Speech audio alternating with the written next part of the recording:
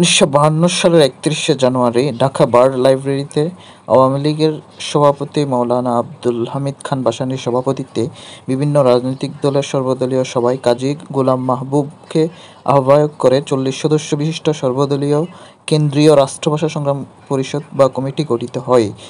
এই সময় সরকার আরবি হরফে বাংলা লেখার যে প্রস্তাব পেশ করলে এর বিরুদ্ধে তীব্র প্রতিবাদ জানানো হয়। রাষ্ট্রভাষা বা বাংলা ভাষা প্রশ্নে যে সকল পরিষদ গঠিত হয় তার মধ্যে প্রথম হচ্ছে রাষ্ট্রভাষা সংগ্রাম পরিষদ, যেটি ডিসেম্বর 1947 সালে গঠিত। আহ্বায়ক ছিলেন অধ্যাপক নুরুল হক ভূঁইয়া। সর্বদলীয় রাষ্ট্রভাষা সংগ্রাম পরিষদ দ্বিতীয়বার হয় 2 মার্চ 1948। আহ্বায়ক শামসুল আলম। ঢাকা বিশ্ববিদ্যালয় রাষ্ট্রভাষা সংগ্রাম পরিষদ হয় 11 মার্চ 1950। আহ্বায়ক ছিলেন আব্দুল মতিন। সর্বশেষ সর্বদলীয় কেন্দ্রীয় রাষ্ট্রভাষা সংগ্রাম পরিষদ কমিটি গঠিত হয় 31 জানুয়ারি 1952। এটির আহ্বায়ক ছিলেন কাজী গোলাম মাহবুব।